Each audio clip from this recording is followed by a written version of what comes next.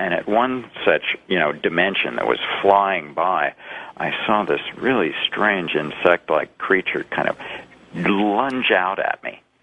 And because after I'd come back from this trip, and for days afterward, I was really feeling out of sorts and very, very energetically drained. And I realized in my memory about this trip that this thing had jumped out and was probably still embedded in my aura. So I did a whole kind of cleansing to, draw all the energy back into the heart, and then to, in a sense, expand it out from the heart to banish this being. Did it work? Were you able to do that? It really did. And, you just banish them back to where they came from. And, my gosh, sometimes things like that can really help. And I think one of the things that people can take from what you've described, and they should certainly take seriously what you said about the psychonaut experiencing heaven and hell, is that these medicines are a sword that cuts both ways. It's like Sophocles said, no great gift enters the human sphere without an equally diabolical price to be paid for it. And so in addition to the visions that medicines can open, and they've been used by cultures throughout human history, you become incredibly vulnerable. You become, your psychic immune system is thrown open, and you become far more vulnerable to attacks that some people indeed do not really survive. And if they have underlying weaknesses in their personality, or have approached with less than the very serious intent that you obviously had, they can be destroyed by the experiences. Well, I got to tell you, Alex, your artwork is fascinating to look at, and you could obviously tell that your mind has gone deeper than most artists to do what you do. Well, that's very kind of you, George, and I appreciate the forum that you have given America for discussing alternative ways of looking at reality. Okay. Very good. That's Alex Grey. By the way, his website is alexgrey, GREY.com, and he's got a book called Sacred Mirrors, The Visionary Art of Alex Grey. It is fascinating work. Jonathan, how is he looked at, and we're coming up to the break, so very quickly, how is he looked at by other artists? I mean, what do they think of him? Well, I think some will have certain jealous attitudes and that type of thing. I think some recognize him for the genius that he is. But most artists are in the place where Alex was before he went on these journeys. They're postmodern nihilists. And so for them, his artwork is a little bit too challenging for some of them, and they might not recognize it for the value that it really has. It is a fascinating story. We'll be back with Jonathan Zapp as we talk about energy sappers. We'll get into a little bit more about some of the work of my aunt as well, right here on Coast to Coast AM. Yep, 8 feet under. Thank God it's vertical and not horizontal, if you know what I mean. My aunt concluded some time ago that the energy sapper really didn't actually know that he or she was doing this to other people. That was the thrust of her conclusion. We'll be back in a moment with Jonathan Zapp on Coast to Coast AM.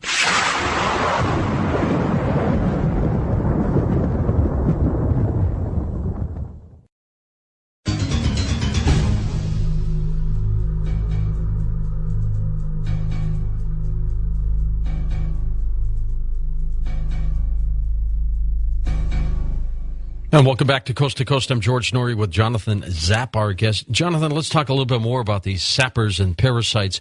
And what did Carl Jung once say about them in terms of shadow projection? Explain that.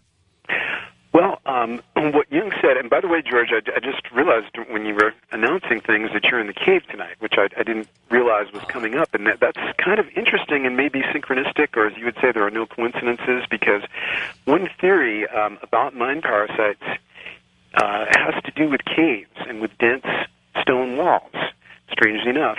Really? I have a friend named Marcus who came up with a theory that the reason why so many hermits and spiritual adepts would go into caves, and he believed the reason why the pyramids were created with such dense walls, is that you are insulated from a certain type of psychic attack, that even though these are energetic organisms and they can pass through solid materials, that it's quite uncomfortable for them to do so. And that for this reason, ghosts will tend to, according to some lore, always pass through the same part of the wall. It's as if they've left a part of their energic body there, and it makes it a little bit easier, but they don't like to pass through solid substances. And if it's that thick, it may be still more uncomfortable. That's interesting. Consider yourself protected right now. Yeah, it is, and it is thick. I tell you what, the only thing that seems to leak through here, Jonathan, are crickets and millipedes. But I have a feeling they were here long before the cave was, to tell you the truth. Right. But shadow, when Jung talked about shadow projection, is that the same as what we've always talked about on this program before, shadow people?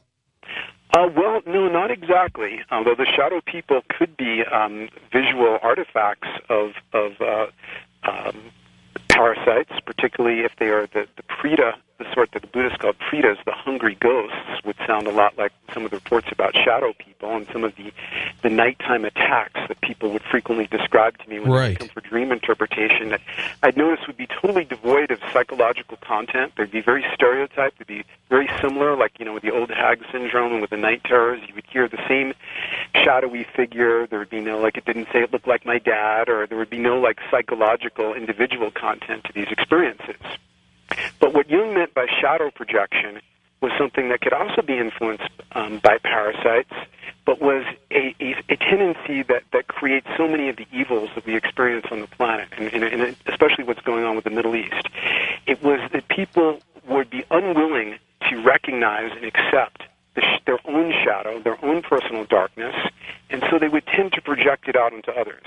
And a classic example would be the Nazis, who would claim that the Jews were trying to rule the world. Meanwhile, they wanted to have a 1,000-year Reich.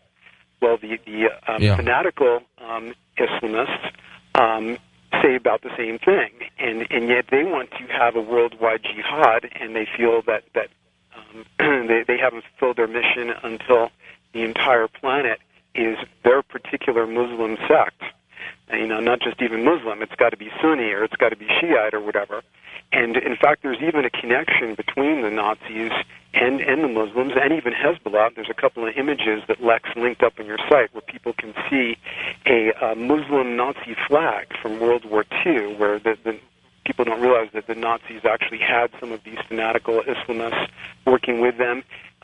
There is also an image of some of them bowing in their traditional prayers while amongst a Nazi corps.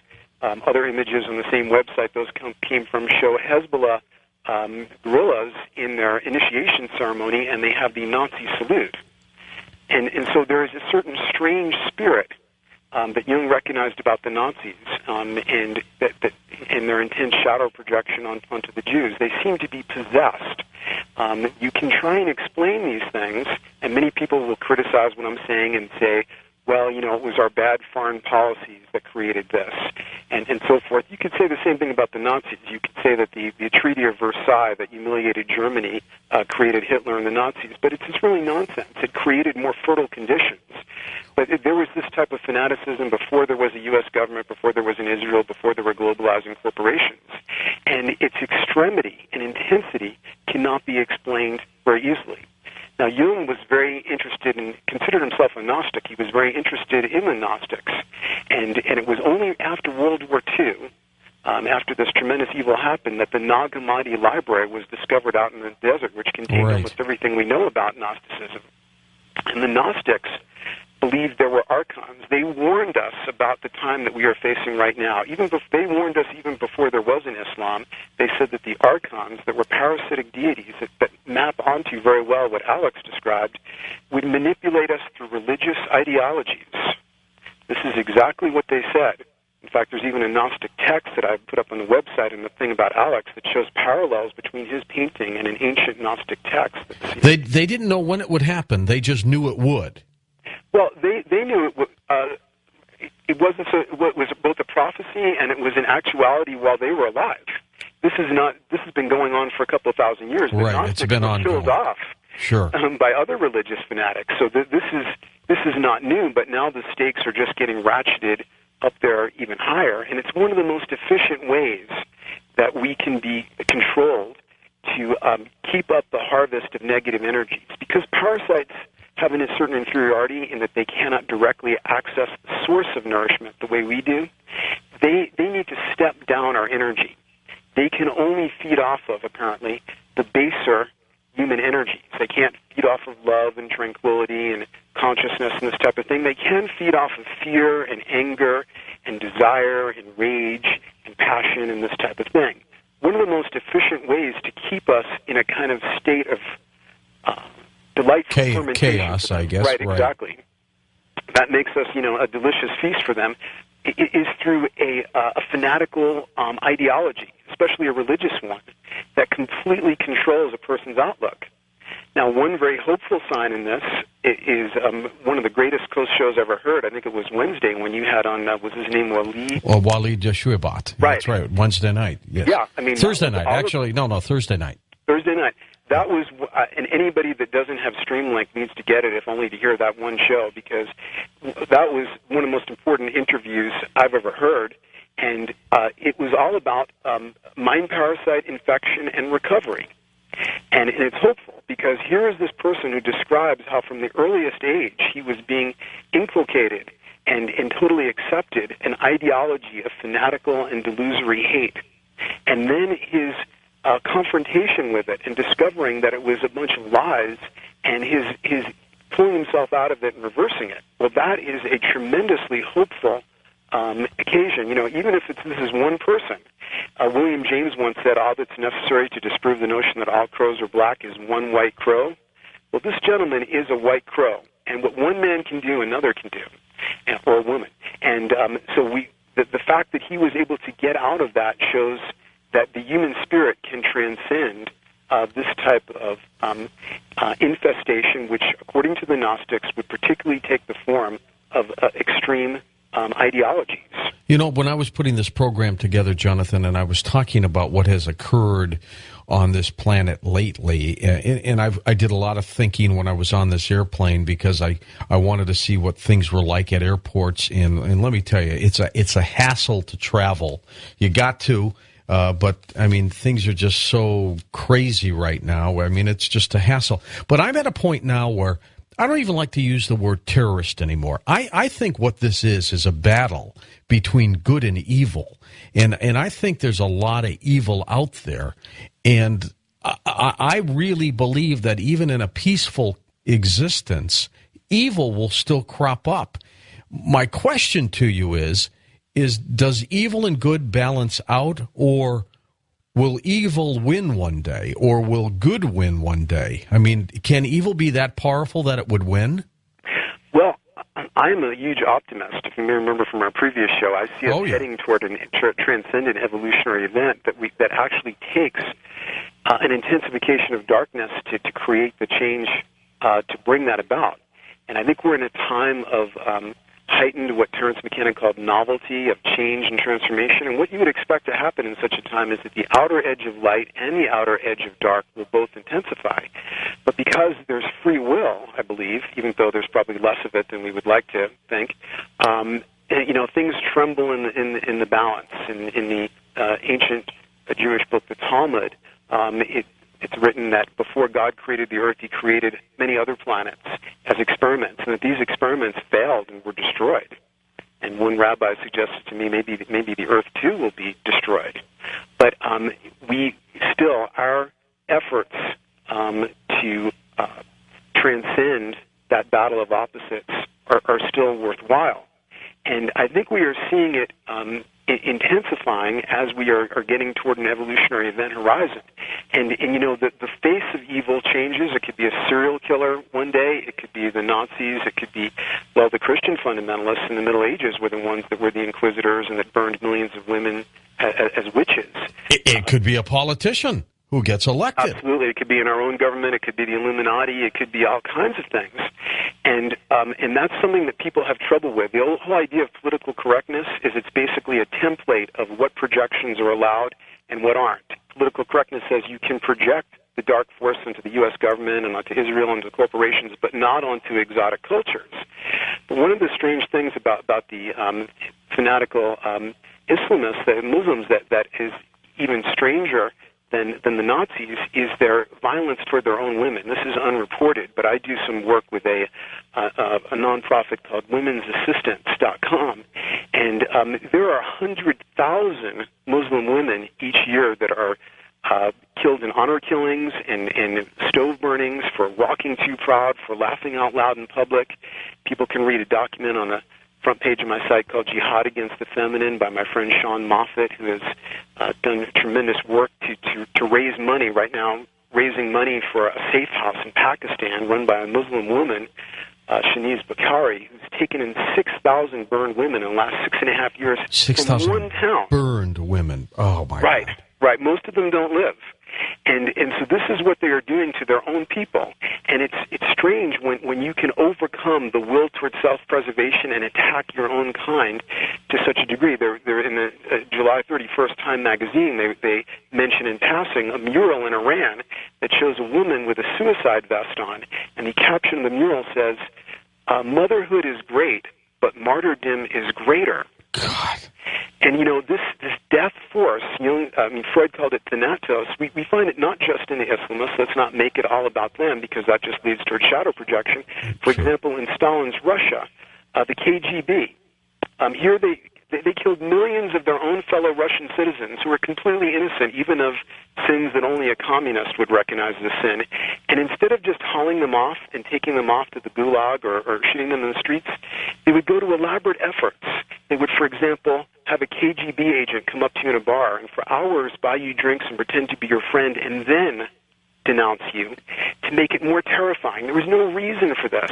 It served no purpose, just like it serves no purpose for them to destroy their own women. That's pure and yet evil. They do it out of, exactly, in a way that we cannot explain through ordinary human psychology. And that's why I think we have to be willing to look at an unknown factor like parasites and things above us in the food chain that could be manipulating us. Well, all things considered, though, Jonathan, will evil win or will good win? Blow by blow, who wins?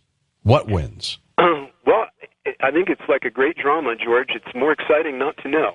And I think we do our best efforts when we feel it hangs in the balance. Like Galadriel said to the Ring Fellowship, your quest rests upon the edge of a knife. Stray but a little, and you will fall to the ruin of all.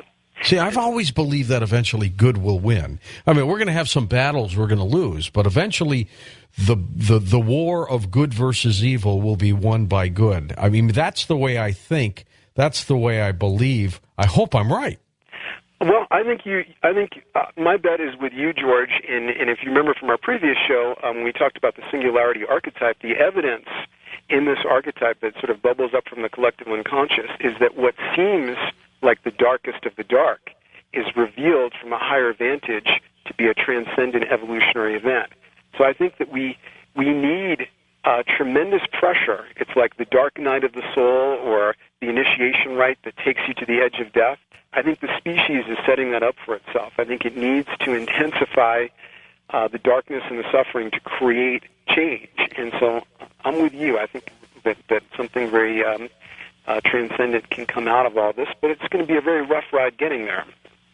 I was talking months ago about a guy here in St. Louis he would walk into a lounge, and he was a nice guy. I mean, he was a nice guy, but for some reason, Jonathan, he exhausted you just by being next to you. He was an energy sapper. And as my aunt would say, this guy had no idea he was doing it. He wasn't doing it to hurt people. He wasn't being intentional, but he was wiping out the place. He was clearing it out. It got to a point where in a lounge of 100 people, the only two left were the bartender and this guy.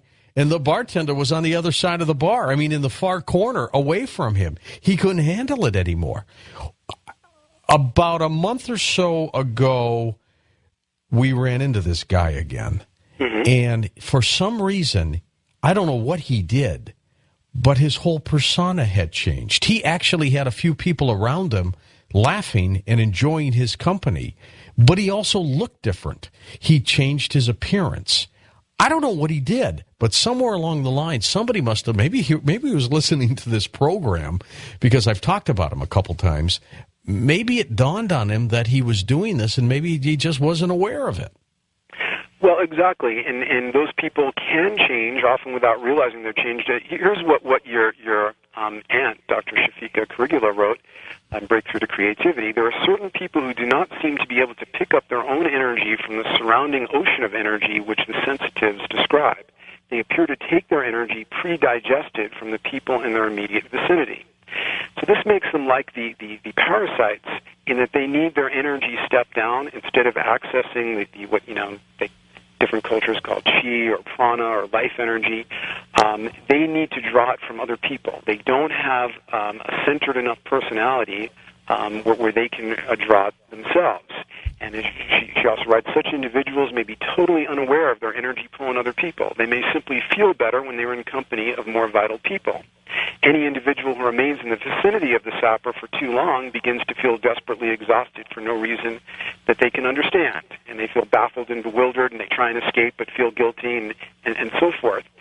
Now, something that I've wondered is, it could just be that this is a pattern in nature. But it's also a pattern sort of entrained by nature, by the fact that we're maybe surrounded by other parasites doing exactly the same kind of transaction. It's also possible that, and this is pure speculation, but I did have one personal dramatic experience with such a sapper. Well, this was beyond a sapper. This was a true vampire, somebody who actually told me they were a vampire, and seemed to have a kind of symbiont-like relationship with some other entity that lived within him that was capable of working through him to draw energy in a much more massive way. So he might have been possessed. There's a very fine line. I think possession may be, I think I'm giving a secular point of view, but to a religious person would say, well, you're talking about demonology and you're talking about possession, and I would say, you're right. These are maybe just different flavors or ways of describing the same thing. And if you want, I could tell you the story about this person, or we could just talk about it. Yeah, let's get that story when we come back. And also, as you know, Jonathan, I am not a fan of clowns. I love the Shriners. I think they do a great job for people and children, but I just don't like clowns. And you have something to say about clowns and parasites. So I want to get this tie-in and find out what the heck's going on. We'll be back in a moment on Coast to Coast AM. By the way, you're welcome. I didn't have an opportunity to thank you for sending me those thank you emails when we opened up the free StreamLink weekend a week or so ago. We'll do that a couple times a year for you, those of you who are not StreamLink members, so you can participate and enjoy and get a little taste of the flavor of what StreamLink is all about and the podcasting and everything else. A lot of you signed up for it just with that free weekend. So, but we will do that again, and just figure every 6 months or so we'll do another free StreamLink weekend just for you.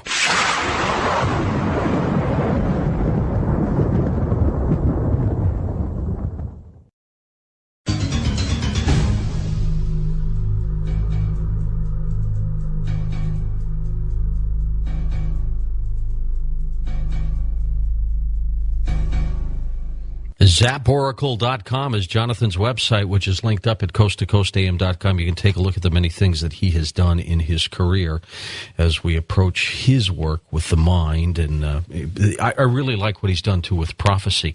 All right, Jonathan, tell us a little bit about this vampire, if you would.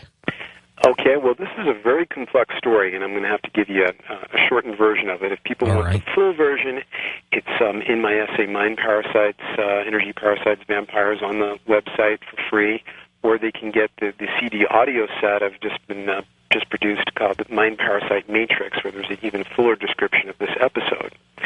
But cutting out some of the history, I knew a very young couple in my travels.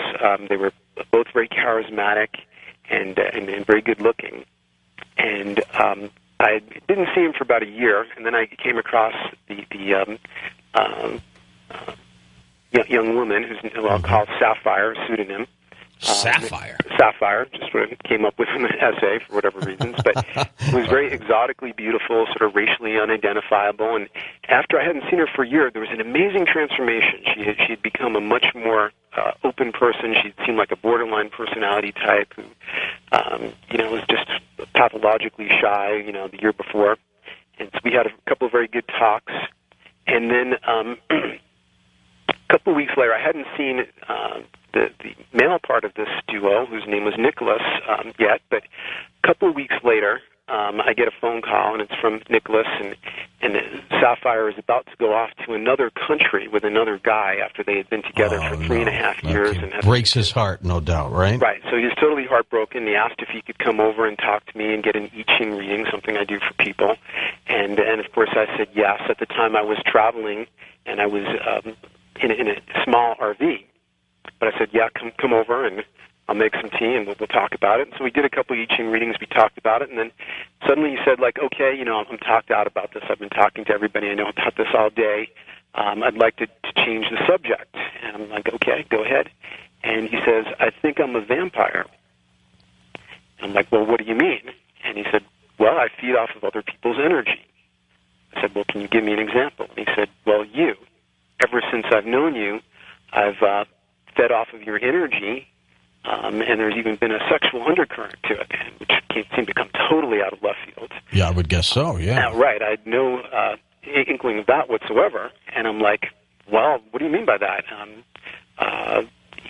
Everybody feeds off of each other's energy to some extent, and I was basically making a classic mistake, which I've done before, which is I was being overly sympathetic and not really taking what he was saying seriously enough. I thought, he was traumatized, this is low self-esteem, blah, blah, blah. I was just falling into pop psychology in my own mind and not heeding a very specific warning. And anyway, we talked some more about a variety of different things. He told me a lot of history of his life I didn't know before, about how he had been very promiscuous, he had been abandoned by his parents. He had a very strange history that you wouldn't have guessed to look at him, because he was always perfectly groomed and seemed very polished, but he had actually come from a very violent background and had been very violent himself as well, as he confessed with some shame. Anyway, this talk went well into the night, and suddenly he realized that the buses that would take him back to the town where he lived had stopped, and he had no place to go, and it was an extremely cold and windy night, and he asked if he could stay on my RV. And of course I had to say yes, and I had a sleeping loft that could easily have slept 3 people. So I said, look, go take the far end of the loft, and I'll take the near side when I get up there, because I wanted him to go to sleep first, because I'm a dreamer, and I have dream recall. The price I pay for that is being a super light sleeper, so unless everybody else is asleep, I can't go to sleep. Well, plus he also said he was interested in you, so you definitely wanted him to go to sleep. Yeah, exactly. First, right? Right. So anyway, he seemed to fall asleep immediately, and I collected my thoughts and so forth, and then I got up in the sleeping loft, and I took the far near side to give as much personal space as possible. Well, I was lying there for a couple of minutes, and then he seemed to roll over while he was asleep, so that 3 parts of his body were just slightly touching mine, his toes, his knees, and his forehead. And I'm like, well, it's a little uncomfortable, but I don't want to wake this guy up. He's had such a traumatic day, and so forth. And so eventually I fall asleep. Well, sometime in the middle of the night, some kind of internal warning system woke me wide awake in just a splintered moment. And what I experienced was one of the most shocking and anomalous things I've ever experienced. What I experienced was this massive energy transfer coming out of me and into him. Something was siphoning out so much energy from me that I felt if this continued for even a few more heartbeats, I wouldn't be able to resist it. I don't even know if I would be me anymore. And at the same time, and these are going to sound like a sequence of perceptions, but it was sort of like one of those moments where there's a multi-layered simultaneity of many different perceptions. I was aware of another entity up on the loft with us. It seemed to be a dark, rotating cloud, lenticular in shape, like a spiral galaxy, like a double convex lens shape, and it was rotating. And I sensed that it was supervising this energy transfer in some way. And as I became more aware and my will to resist seemed to emerge like, a sword pulled out of a sheath, because I'm suddenly aware that, something is trying to, like, take all my energy away, and I'm gathering my will, and at the same time, my mind is coming alive, because I'm like, I've been studying mind parasites, and like, wow, now I'm seeing something, really happening, and that took me out of the fear aspect. And so my energy was no longer burning at a temperature, I believe at least, of course this is all speculative, that this organism could feed off of. And then it made a kind of very weird sound, a sound that I can't possibly reproduce or describe, but the meaning of it was completely clear at the moment. It was the sound of a hungry animal interrupted in its feeding. It was a sound of, like, deep frustration. And at that moment, the entity vanished, the energy transfer stopped, and it was just the two of us lying on the sleeping loft. Well, I laid awake for a while. There was no longer any feeling of a threat. I just stayed awake to make sure nothing else was going to happen and to just indelibly imprint this experience into my memory. The next morning, when he woke up, I told Nicholas about what had happened, and he didn't seem the least bit surprised. And he reminded me that he had told me the day before that he was a vampire. I certainly can't say he pulled the wool over my eyes. And we parted on good terms, and I've never seen him since. Could that be a reason why he broke up with this girl, because she couldn't, stand it anymore? Well, he thought so.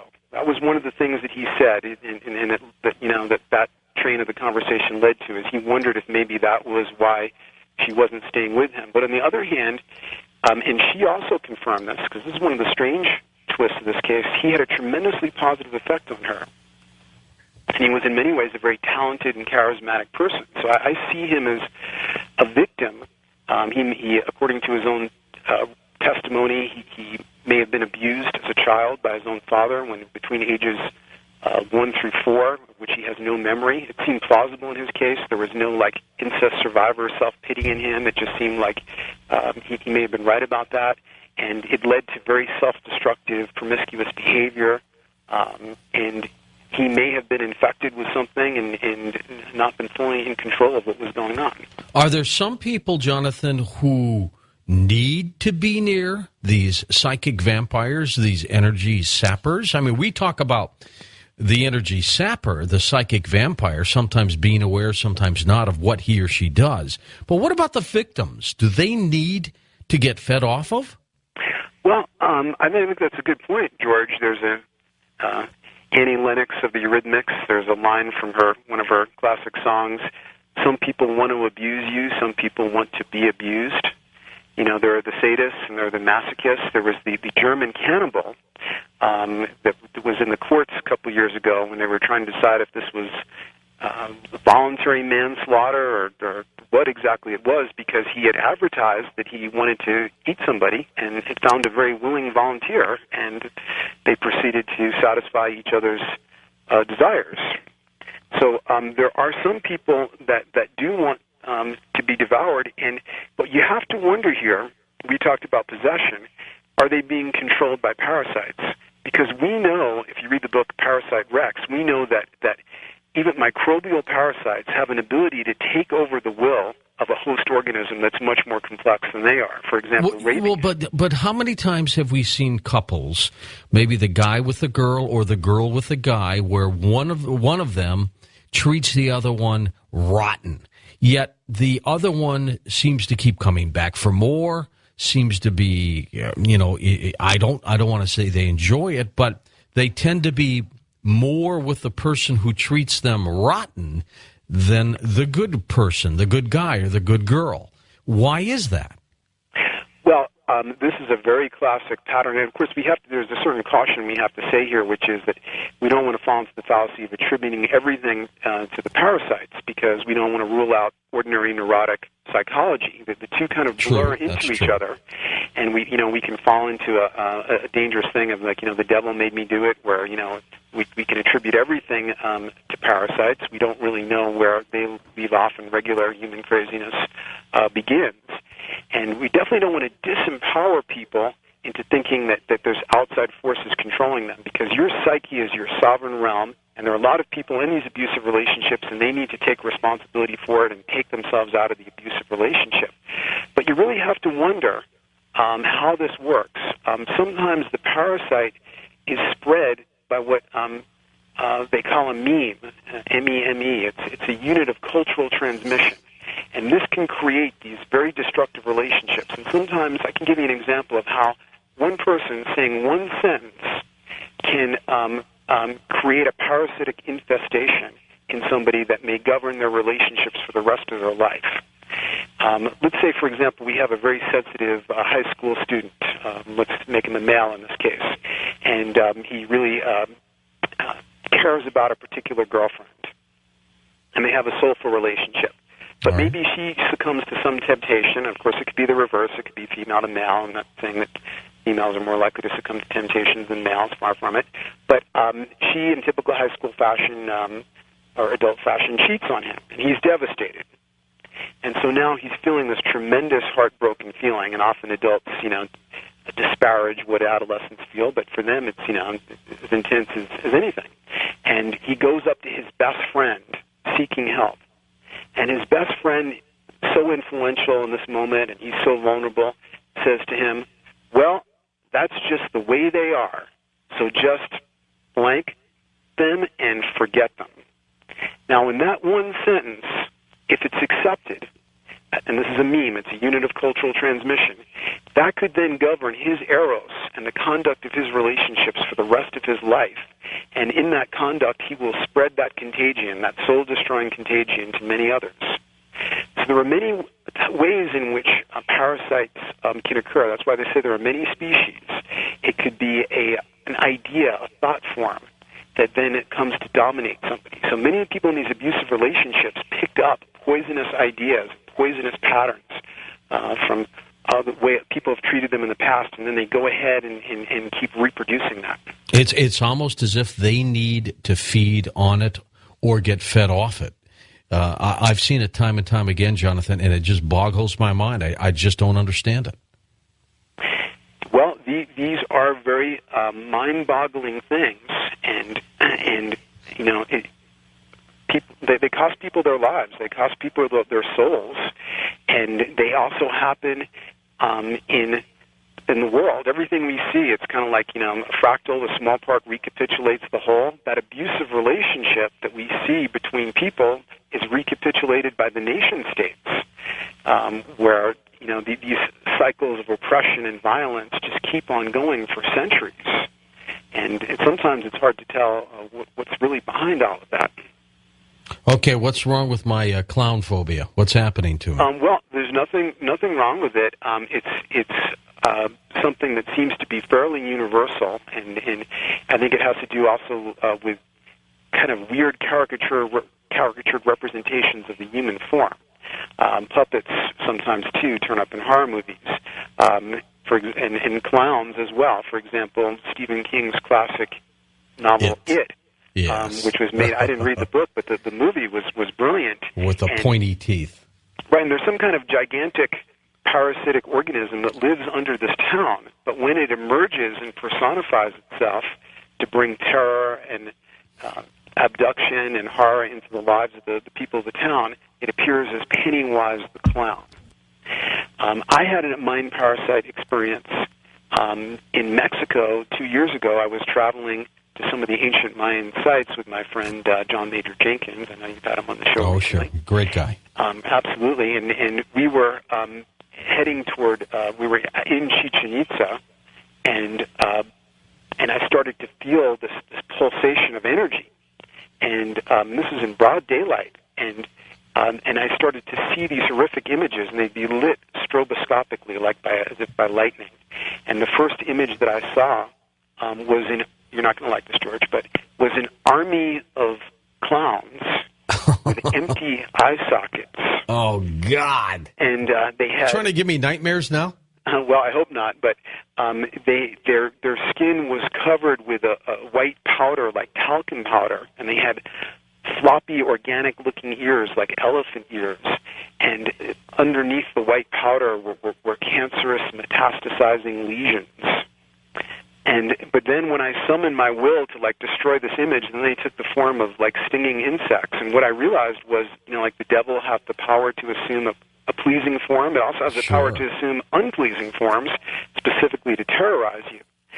So I think what's frightening about clowns is that they're kind of simulacrum. They're kind of like a semi-organic but semi-inorganic representation of the human form that has a resemblance to some of these phantoms that haunt our mind and haunt our unconscious, that may be representations of the Archons or the Parasites, where they appear in these grotesque caricatures to frighten us.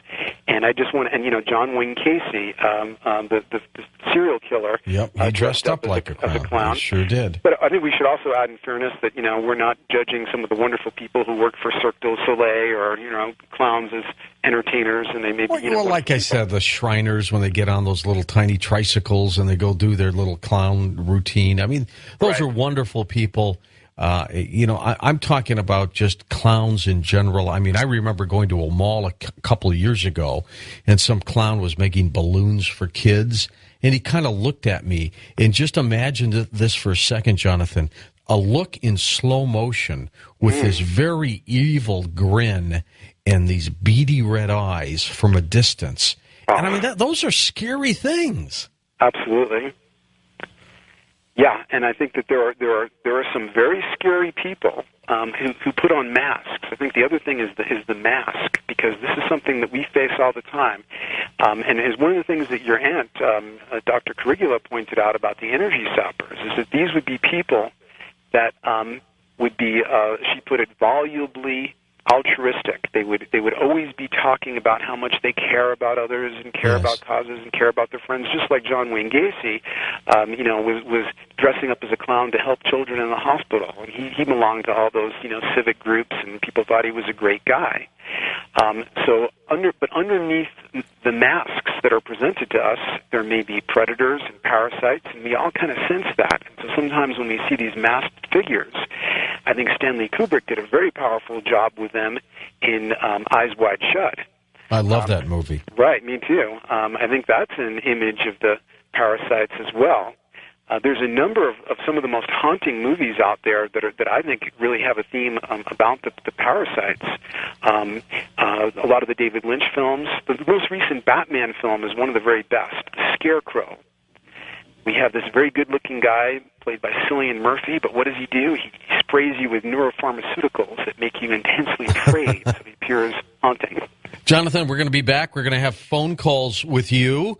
Those of you who want to share some of your psychic vampire stories, or perhaps you just have a question or two, it'll be your turn next. I'm George Norrie. This is Coast to Coast AM.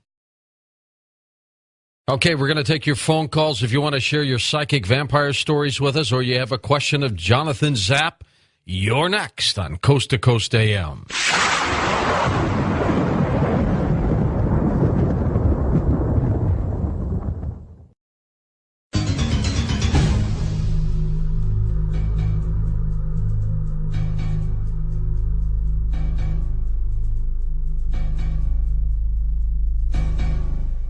And welcome back to Coast with our special guest, Jonathan Zapp, and we'll take your phone calls in just a moment as well. Jonathan, on just somewhat of a different subject, Zapp Oracle, interesting name for a website. How'd that happen? Well, it's not because I think I'm an oracle. It's named after an oracle that I created with the help of two wonderful people, Drew Stricker, the webmaster, who did all the graphics, David Thomas, the software engineer who wrote the code, and I've been working on it for over 25 years. There are over 304 cards. There are going to be hundreds more added, and people can interact with it for free and do readings on general life reading, relationships, problems, and all kinds of different things like that. Okay, well, let's go to some of the calls. Let's pick it up by going to our first-time caller line. You're on the air with us. Hi there. Hello? Yeah, hi. Do you have a story or question? No. My name is Nancy, and I'm from Canoga Park, California. Mm-hmm. And I was listening about clowns and puppets. Yes. And I thought that was very interesting. It caught my attention because I've always been afraid of them as a child. a very young age, and it really caught my attention to hear that because I knew there was always something. Do you remember the moment, Nancy, that started your fear of clowns? No, not really. I've known there was always something very strange about them, but scary, and that's just so interesting that somebody else sees that too. Oh, but there's more than somebody else. A lot of people feel this way. One of the things that I didn't like a long time ago, Jonathan, in the Poltergeist movie, do you remember the clown that was sitting on the kid's chair in his bedroom, rocking back and forth? Vaguely. Haven't seen the movie in so long, but you won't like that scene. Then I think the thing ended up under his bed or something like that. Well, when we find a pattern like this, these relate to the archetypes. It means something. If it was just you that had a fixation on clowns, we might wonder about you. But when we find, like Nancy and like many other people have this, when we find somebody like a serial killer, like John Wayne Gacy himself chooses to be a clown, when an artist who's in touch with the unconscious, like Stephen King, chooses a clown to represent the personification of a parasitic force, we have to kind of wonder. There's a pattern there. That pattern's got to mean something. Yeah. Worry about me if I like clowns, not if I don't. Maybe so. Let's go to our wild card line. Welcome to Coast. You're on the air. Hi. This is Christian. I'm calling from Texas. Hi, Christian. Go ahead, please. Well, I wanted to talk about clowns. I don't mean to scare you, George, but in Lauren Coleman's book, Mysterious America, he talks about several incidents. I don't remember where they happened. They happened in 1981, 82, and in which a number of incidents in which people would be seen and they'd be dressed up like clowns with a devil face on their shirt. And they were never caught. Sometimes they'd be sitting one would be sitting in a van, and the other one would be, another one would get into the van with the one driving. Yeah. And this was a series of mysterious events that Lauren Coleman wrote about, and I just wonder if they've happened again. I don't know if they've happened again. Yeah. But I will check with Lauren the next time he's on the program. Okay, great. Okay, great. Thanks again. But there are a lot of people with this clown phobia. Yeah, it's interesting that seems to be the first thing coming up. East of the Rockies, you're on Coast to Coast with us. Hi there. Hey, how are you? Good, sir. Thanks. I had a question for your guest. Okay. If you have a suspecting entity or parasite, how would you get rid of that? Well, I'm really glad you asked, because that is the $64 million question, and I can only touch on it briefly here because there's a lot more detail on Mind Parasite Matrix and on some of the writings on my website. But the first thing is to recognize that your psyche and your body is your sovereign realm. If you really summon your will to resist, then you cannot be taken over. And the other thing is that one of the reports about these entities, and I've noticed myself, is that they will create cravings in people for things like sugar, alcohol, things that create a certain metabolism and cause your energy to be at a certain bandwidth, color, temperature, vibration. These are generally the foods that are sort of hypercaloric, hypermetabolic, and so forth, high glycemic, and so on. So if you can eliminate some of those foods, that's another way to do it. And then a third thing is it all depends on how does the entity attach itself to you. What have you experienced? I wouldn't say it was. I wouldn't say it's in a person. It's more of a, like, I feel maybe like a negative energy following me. Mm-hmm. Like a evil spirit or something like that. I possibly through drinking and the people that I've met.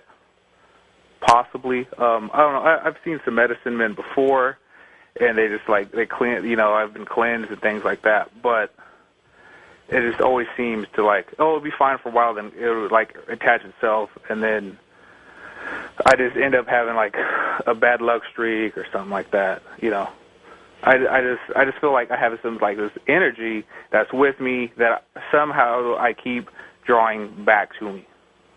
Well, one of the there, as I say, different species, and what this sounds a little bit like relates to the hungry ghost theory of mind parasites or type of mind parasites. One of your former guests, Dr. Samuel Sagan, has written a book about this. The Buddhists believed, and some other cultures did as well, that when some people die, that a astral fragment is left behind. That's sort of a denser part of their energy body that cannot go on to the next plane, and it stays sort of in a between place, a lower astral realm, where it continues to be haunted by the appetites that drove it.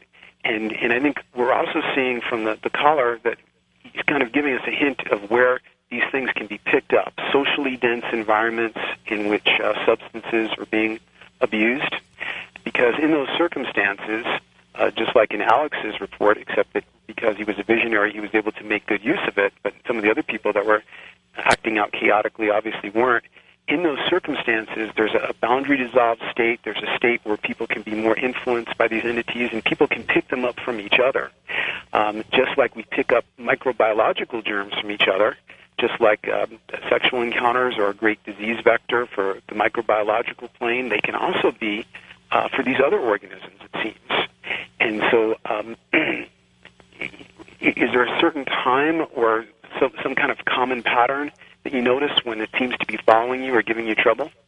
Well, is there a way, Jonathan, that, like you said all you simply have to do is kind of envelop yourself to fight this off, and it would be that they can't get to you. But what if the evil, I'll call it evil, people call it a psychic vampire, what if the evil is stronger than the individual is? Then what happens? Well, that's a very good question, and I don't want to give a glib answer to that. The Gnostics believed that the Archons would steal souls. In the Gnostic text that I put up alongside Alex's painting, they specifically warn about this. Some people may not be sufficiently strong and have the resources to fight back. The other two of Alex's paintings suggest that as well. I think some people are overtaken. There are many, many suicides and people have described these to me where if they had a gun in their home, they would have used it on themselves.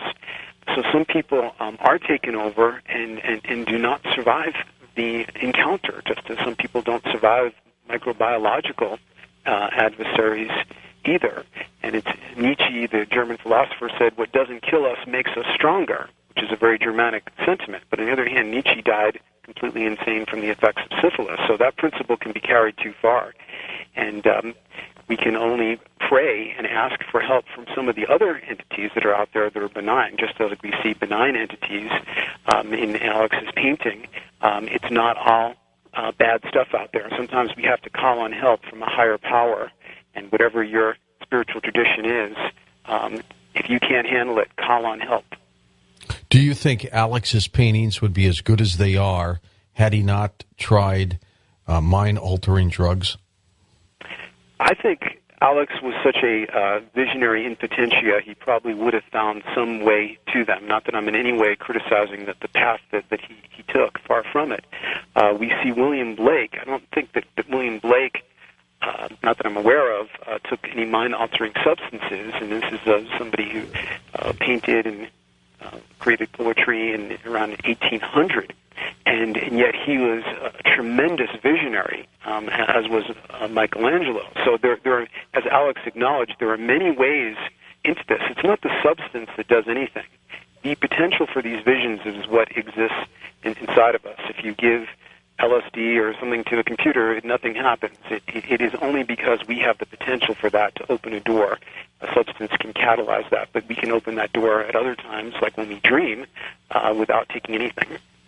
Let's go west of the Rockies. Welcome to Coast. It's your turn. Hi there. Good evening. This Yes, is sir. Tony from Los Angeles. Okay, Tony. I have a psychic vampire story, but I may have some food for thought because I listened to the other callers. have over the years have had lots of out of body experiences, and I can see other planes and other spirits and all kinds of things. And there was a point in my life. Are you still there? Yes, sir. Okay, I'm sorry. There's a point in my life where I was, for many reasons, I was very exhausted and very frustrated with things that were going on, and I was starting to get harassed by an entity repeatedly who liked to, when I would be in that half state of being half out of my body and half in my body, he would attack me and try to restrain me and fight me and tire me out more and stuff like that. The final fight that I had with this thing was I had come to the point where I just got good at it. I got good at fighting him, and I was relentless in my hitting him and punching him, and he would try to change his face, and he would try to scare me with like a demonic kind of face and stuff, and I kind of saw through his charade. And anyway, I kept beating on him, and then I popped back into my body, and when that happened, I looked up at my ceiling, and there was physically a red light on spread across my ceiling, which had never happened before. Usually when I'm out of my body, it doesn't bleed into my physical life. Right. In this case, it did. But that was the last time that this thing attacked me, and like I said, the food for thought would be you just get good at it. And he got, I think what happened was he just realized that he wasn't allowed to pick on me anymore.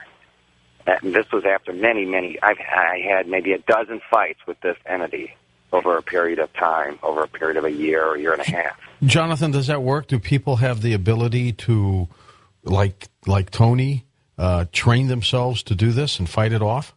Absolutely. And that's why we the last thing we want to do is encourage anybody to think of themselves as a victim. This is all about taking back your power, which is ultimately superior, as we see in Alex's painting, where there's a human figure that's transcending the food chain. So you do have an ability to resist. It's very interesting that this happened when you were kind of half out of the body, because now you're stepping out into that astral plane where part of us lives as well, especially during the dream time when when people take these substances, as Alex did. He's somewhat out of the body at that point, and that's where they live. That we're entering their domain to some extent. But you saw through the charade. You saw that these beings, they're kind of like Wizard of Oz, that seems like this great gigantic figure, but then you pull back the curtain and see there's really just this puny thing back there that's trying to scare you. Like the Scarecrow in the new Batman movie, there is really just a very ordinary person, but when he can spray you with that chemical or something that causes you to see evil hallucinations, then you can be terrified and turned into a quaking gelatinous mass. But because you were courageous and because you didn't give in to the show of deceiving things, like what the Gnostics said about the Archons, they said they were masters of deception. Well, you didn't fall for the deceptions. You clung to your right and to defend your sovereign domain, and I think that's a great story. Is it dangerous to do OBEs? I mean, I did one when I was 11 or 12 by accident. I've never been able to duplicate it. But can you get possessed when you're floating around in your astral body? Well, Robert Monroe seemed to say no. He relentlessly defended this is a safe practice. And I've had numerous out-of-body experiences myself, and I don't think that's happened to me. But, never say never. The human experience is so various that anything's possible. But it's kind of like saying, if I go camping, will I be safe? Well, in most cases, yes. You're safer out in the woods than you are in the city. On the other hand, few very rare people are attacked by bears. So we shouldn't give up exploring. We need to go out into these other domains, and out-of-body experiences totally transform my life. I mean, for one thing, when you experience that your psyche can exist outside of your body and be incredibly enhanced and energized by that, your fear of death can just vanish in a moment. And so I think that there are risks everywhere we travel, and not particularly so with out-of-body experiences, but no one is going to give you a guarantee. Certainly, I'm not going to. Well, all I know is if you come on the program again and your voice changes to a demon, then we're going to know that something happened to you in an OBE, Jonathan. Yeah. I'll be on the lookout for that. East of the Rockies, it's your turn. You're on Coast to Coast. Hi there. Hi. I wanted to ask two questions, actually. One was, first of all, I wanted to ask about the how you can tell the difference, really, between the vamp, something like this, a psychic vampire kind of thing, or just plain old depression or other kinds of emotional problems that that are brought up by, let's say, a particular person or a situation. How do you tell the difference between what you're talking about, which is spiritual, and just psychology, really?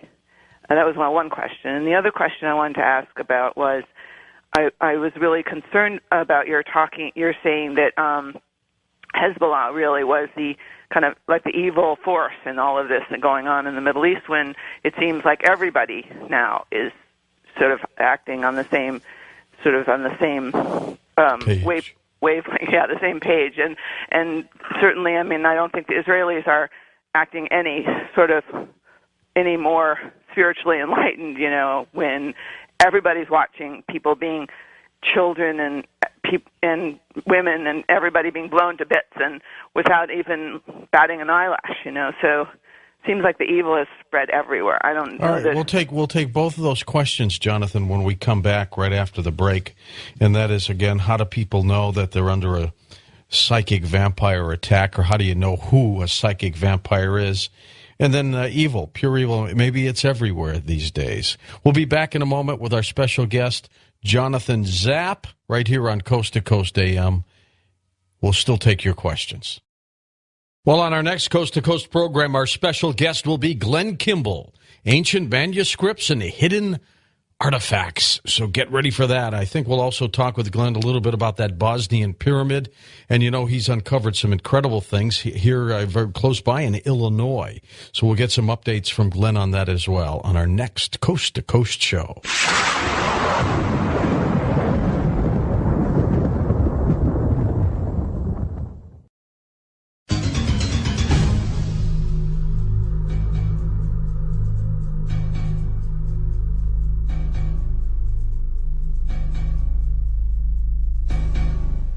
Jonathan, let's pick up the last couple questions about, first of all, how do you know if you're being approached by a psychic vampire? Do you feel it? I mean, let's take that one first. Okay, and these were two great things to come up. The first one, it is a qualitative intuition. And in some cases, it feels like an outside attack. I give examples that happened to me in some of the writings on the website. In other cases, you're aware of something being more internal. It's kind of like when you have a dream, and sometimes you realize these are my dream characters, my dream is creating. Other times you realize that something else has come into it. Now, people who don't know their own psychology and haven't integrated their shadow, an external force, something could feel very external but really be a reflection of them. So it's a very slippery slope. And what I would say is, perception is to some extent a choice. It's not just that like one is true and one is false. I would say whether you take the psychological point of view in your depression or inner chaos or the mind parasite, take the one that empowers you. And, think about it from each way and see which way gives you a way out and a handle on the situation and go with that. Okay. Now, the other one, of course, was Hezbollah. And, right. When we talk about pure evil, I guess to me, the Israelis were not evil. I mean, they were as aggressive as they had to be, unfortunately, when they went after Hezbollah and innocent people were killed. And that is always the sadness of war. But you know what? If we can put an end to these tragedies, maybe more lives in the long run will be saved. I mean, it's a bad situation for everybody. Absolutely, and that's why we don't want to encourage projection and name-calling and saying, and that kind of thing. But I think there's a multi-part answer to what she brought up. One answer is for her to listen to the Thursday night show when you had the gentleman on who was brought up in the PLO, and he tells you in great detail, and this is a man of great courage who's who's lost the affections of his family by being willing to come out and tell the truth, how he was brought up to hate Jews and to believe in an ideology, a delusionary ideology of hatred and violence. And then when he encountered Jews and pretended that he wasn't a Palestinian and so forth, he discovered that they didn't have that hate for him. And, I have to say, my family is both Palestinian and Jewish. It's kind of a strange story, but you can read about that on the website. And I know you have, Middle Eastern ancestry as well. Mm-hmm. And but we don't have to have, there is a fanatical ideology that's driving some people toward jihad against the world. And I think that some people on the left, which is usually where I find myself, but I think a lot of people there are missing the boat. They tend to think, well, two parties are fighting, war is bad, the truth must be in the middle, each of them is half wrong. But things aren't always symmetrical. And there's a very big difference between the Israelis, who are not perfect. No government is perfect. I don't trust any government. But they might be a light medium gray. But a group that seeks martyrdom, that kills other Muslims with great fanaticism and kills their own women, and is driven by a fanatical, diabolical ideology of hate, that is a much, much darker shade of gray. And we can be blindsided by the dark force if we don't see, yes, that the color is right. The darkness is in every one of us. No question about that. But the darkness, like every other property of the universe, is unevenly distributed. And we don't get blindsided by underestimating that darkness. And I challenge people who feel it's half and half or something like that to read Projection, the Enemy of Peace on my website and Jihad Against the Feminine. And then if you don't buy it, challenge me back. You can leave comments there. A large part of it is a dialogue with an Islamic imam. And you'll hear what he has to say, too. I'm open to challenge on this. I'm not free of projections either. Very good. Let's go back to the phones. Wildcard line, you're on the air with us on Coast to Coast. Hi there. Hi, George. Yeah, go ahead. Okay, my name's Scott. I'm from Utah, Utah. I'm a truck driver. I was at the casinos one time, and there was a short feller that come up behind me, and it just seemed like I was doing good and doing real good. And then he come up behind me, and I got really nervous and agitated, and I got mad. I mean, actually mad. And just trying to be polite, I kept looking over my shoulder, and he was just staring at me. And then finally I turned around and said, would you please move? And I actually yelled at him. He's the cooler. Please? The casino probably hired him to slow you down. Okay, but I've got a question, too, now. Does the psychic vampire have to be in a human form or something? Because my cat, one time I was laying in bed, and I was asleep, and my cat was nose to nose to me, and it just felt like she was drawing energy from me. Mm-hmm. Two interesting observations there. The first one about in the casino, well, you might know that there's a movie that just came out in the last year called The Cooler. I think William Macy was the star of it. It's about somebody that are people that are hired by casinos, that when somebody's having a run of luck, they're energy sappers. And that's what he is. He's a low self-esteem energy sapper. And Macy did a great job with it. I didn't actually see it. Obviously, you have. Great movie. I'm going to have to see that one now. And with the other thing, it's like they say about the devil, its form is legion. Right. I think it can work in all kinds of different ways. We know I'm a huge cat person. I even do some work for big cats as well. But there's something coming out now about a parasite called Toxoplasma gondii, I think, and it's carried by cats. The cats are completely innocent in this, but apparently it's infected half of all human beings on the planet, and it causes psychological changes. So the point is that anything can be a carrier of other forces, and that's exactly how parasites work.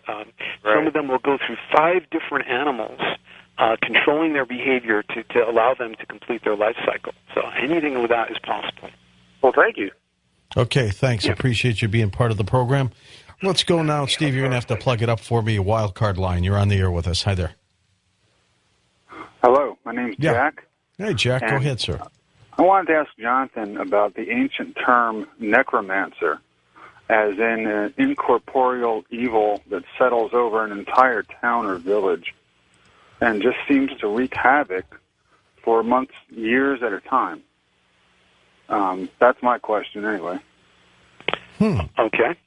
Well, there are, I think it was Abe Fortas who coined the term window zones, and the Mothman books are about this, about a town, just like in a fictional way, it is about this too, where a particular area can become a window zone where strange things happen. I have a lot of friends in Seattle, and something like that seemed to happen where one Halloween there was some kind of a party where people dressed up as spooks and so forth, and the dead and so on, and then some kind of bizarre serial killer showed up and in a completely unmotivated way killed a whole bunch of people. And then there was a whole run of other strange murders happening in this town that is known for its low murder rate.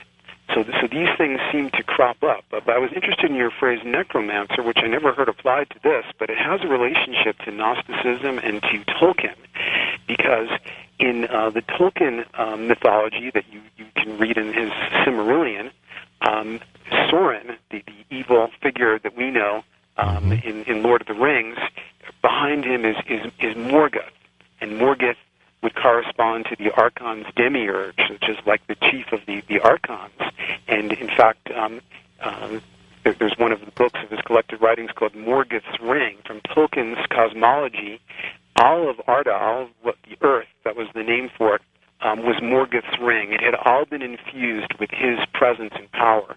And the Gnostics says something similar, that this whole realm, they weren't against the Earth, but they felt that this whole realm was kind of parasite infected and had deception and things woven into it. Okay, thanks for that. Let's move next to our West of the Rockies line. You're on the air with us. Hi there. Yes, hi. This is Darian Lynn from Montana. Yeah, Darian. And I guess my question, or actually question and comment is, based on all the world religions, there's 2,500 deities or so, and most of them, or all of them, actually require servitude on one level or another. And I've always had an issue with that, because to me, if someone was the creator or there is a creator, I would not require servitude. And to me, servitude and surrender are actually actions that I consider of the dark light. And I would kind of generally apply that to the world situation now, where everyone is grasping towards their religion and praying for all of the salvation. And from my perspective, it actually seems to be manifesting it in more of a negative sense than a positive one. These are really excellent points, and I absolutely agree with you, and the Gnostics would as well. There are positive and benign entities out there, of course, but there's a qualitative difference here where they tend to be a gentle influence. They don't take over your will. That's a real difference there, and they don't demand obedience. It's like I'm reminded of the diabolical figure played by David Bowie in the movie Labyrinth, where he says, "Love me, fear me, obey me, and I'll be your slave forever." So when we see this kind of attempt to master you had Howard Bloom on the other day, and he talked about how, even in the so-called golden age of when Islam,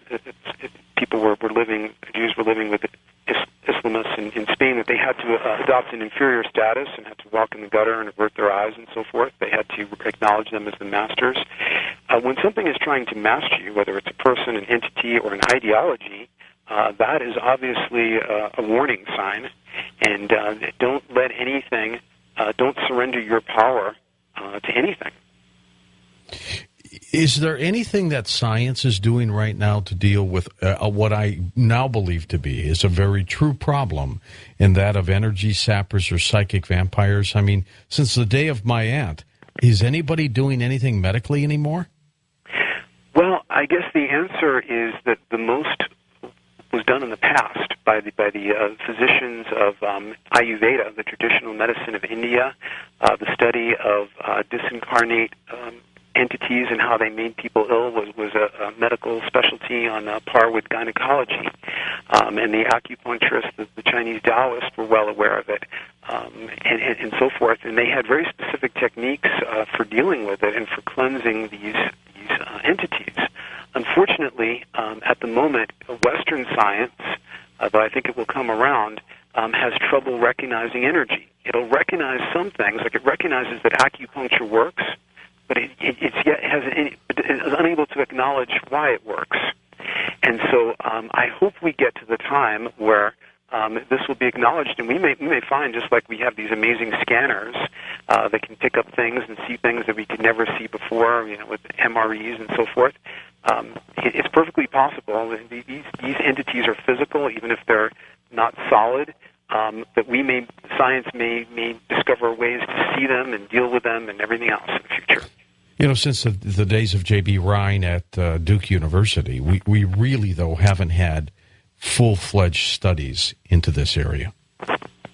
Well, absolutely, and it's a shame. It's a shame we find on many levels. You had Michael Cremo on, and he talked about the knowledge filtration that goes on, and how, and this may be a way of keeping that homeostasis that allows the harvest to go on, because some things are legitimate subjects for inquiry and others aren't.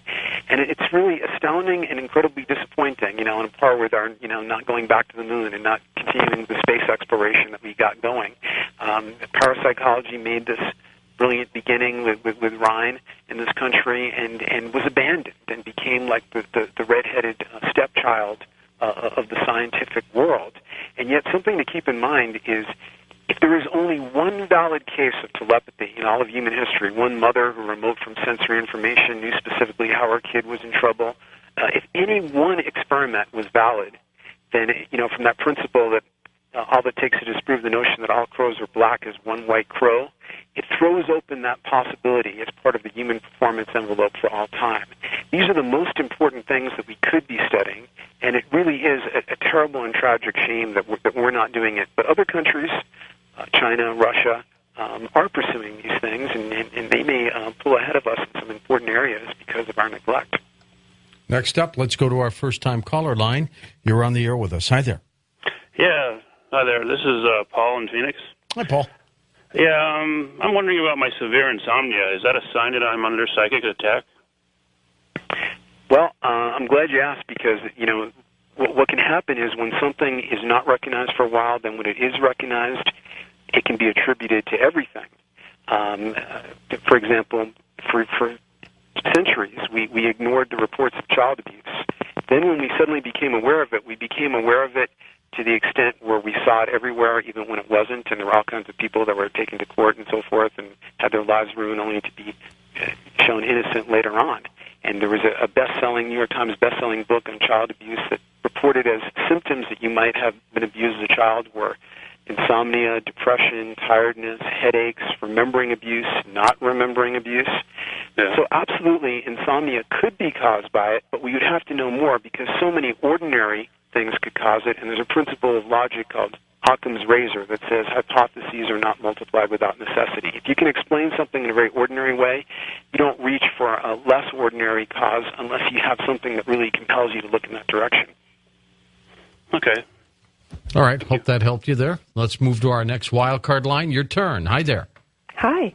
Yeah, go ahead, please. I'm Annie, and I'm from Northern California. I wanted to make a comment about kind of in defense of clowns, as I do clowning myself, and the clown that you speak of is more of the clown in Western societies, but the clown has been a part of ancient cultures for just thousands of years.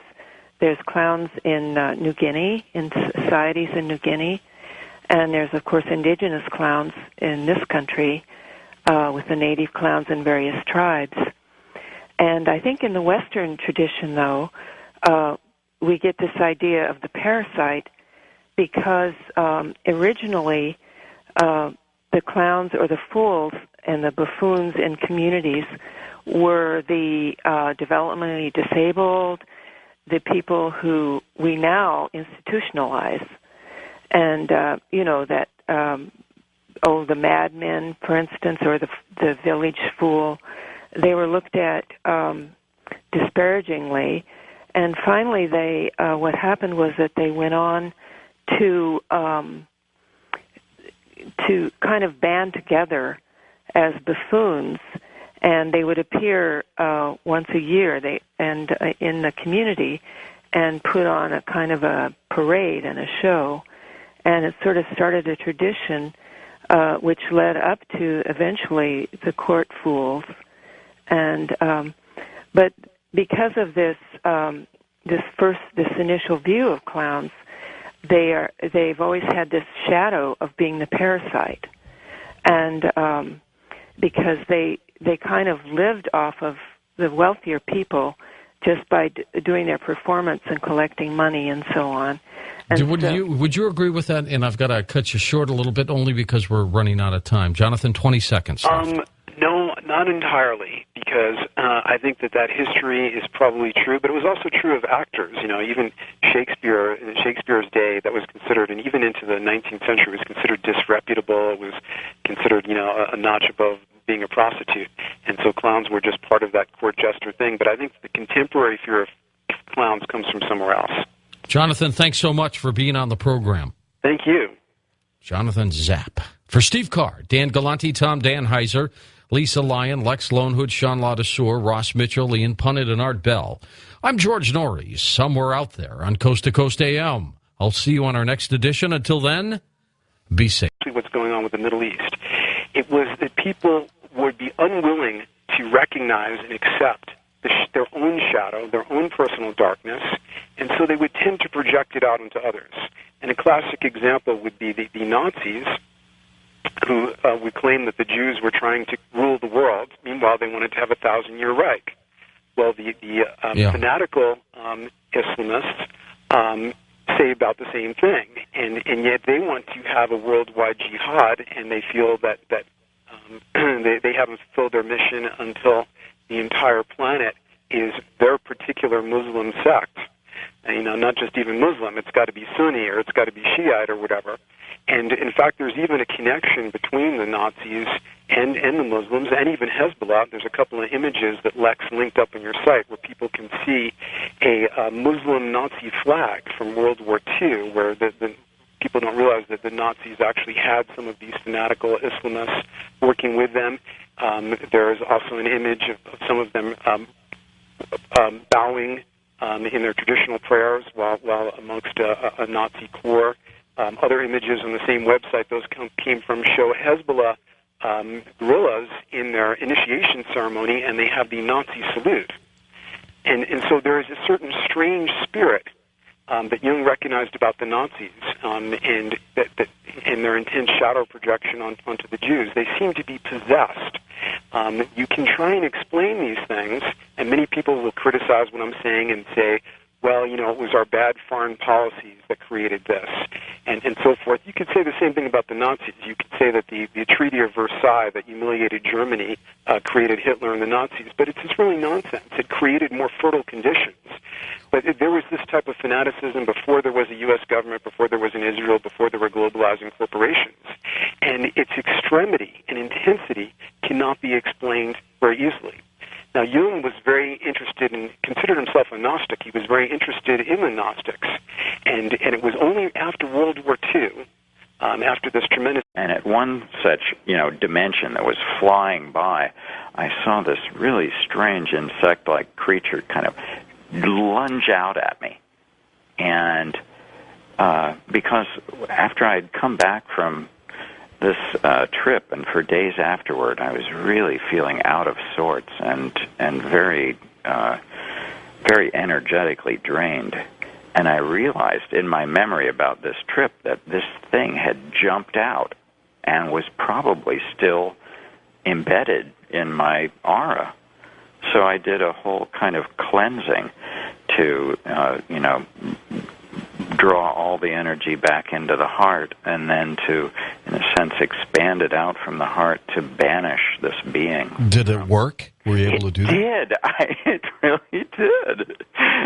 And, you just banish them back to where they came from. And, my gosh, sometimes things like that can really help.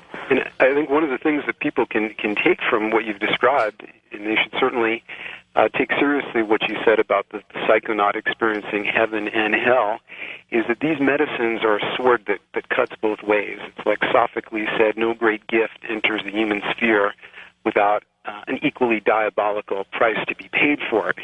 And so in addition to the visions that medicines can open, and they've been used by cultures throughout human history, you become incredibly vulnerable. You become your psychic immune system is thrown open, and you become far more vulnerable to attacks that some people indeed do not really survive.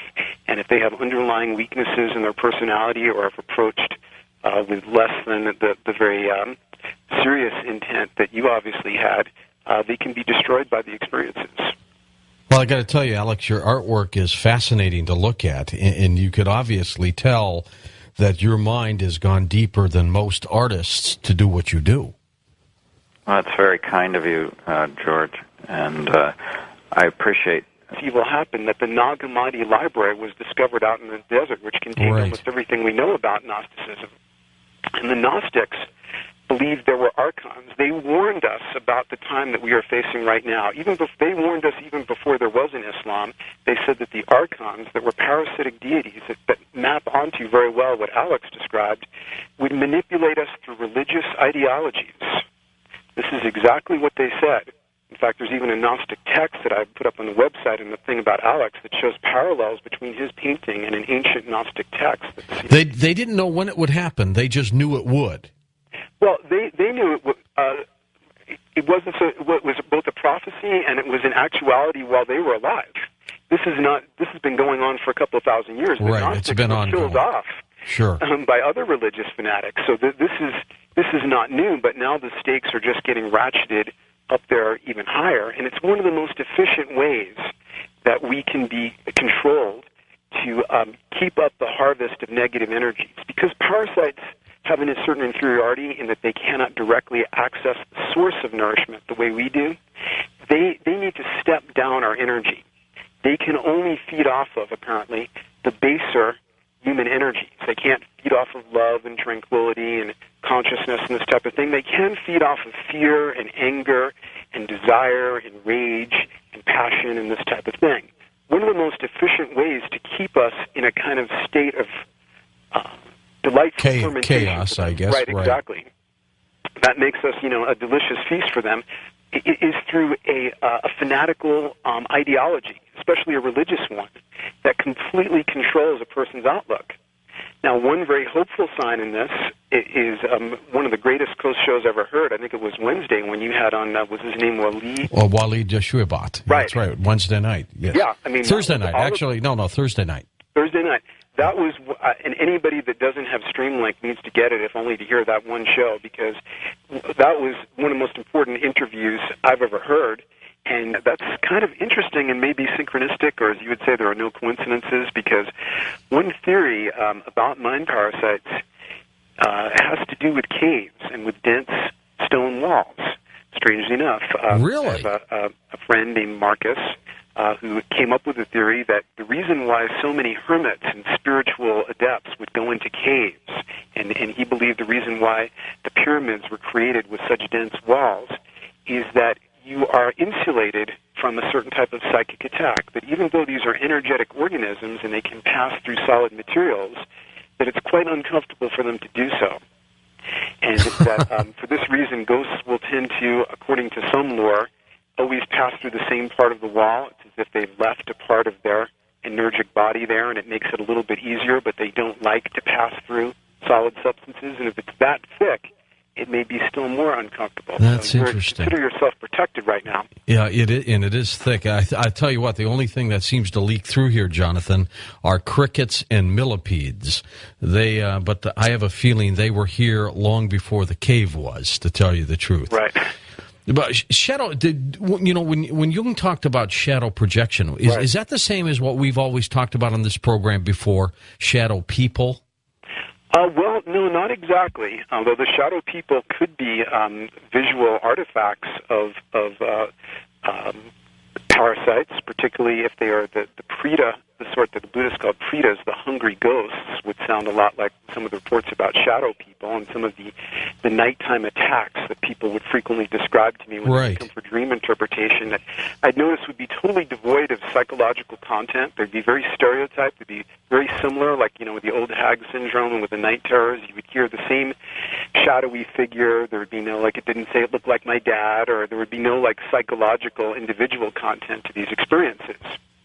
But what Jung meant by shadow projection was something that could also be influenced by parasites, but was a tendency that creates so many of the evils that we experience on the planet, and especially the forum that you have given America for discussing alternative ways of looking at reality. Okay. Very good. That's Alex Grey. By the way, his website is alexgrey.com, and he's got a book called Sacred Mirrors, The Visionary Art of Alex Grey. It is fascinating work. Jonathan, how is he looked at, and we're coming up to the break so very quickly, how is he looked at by other artists? I mean, what do they think of him? Well, I think some will have certain jealous attitudes and that type of thing. I think some recognize him for the genius that he is. But most artists are in the place where Alex was before he went on these journeys. They're postmodern nihilists. And so for them, his artwork is a little bit too challenging for some of them, and they might not recognize it for the value that it really has. It is a fascinating story. We'll be back with Jonathan Zapp as we talk about energy sappers. We'll get into a little bit more about some of the work of my aunt as well, right here on Coast to Coast AM. Yep, 8 feet under. Thank God it's vertical and not horizontal, if you know what I mean. My aunt concluded some time ago that the energy sapper really didn't actually know that he or she was doing this to other people. That was the thrust of her conclusion. We'll be back in a moment with Jonathan Zapp on Coast to Coast AM.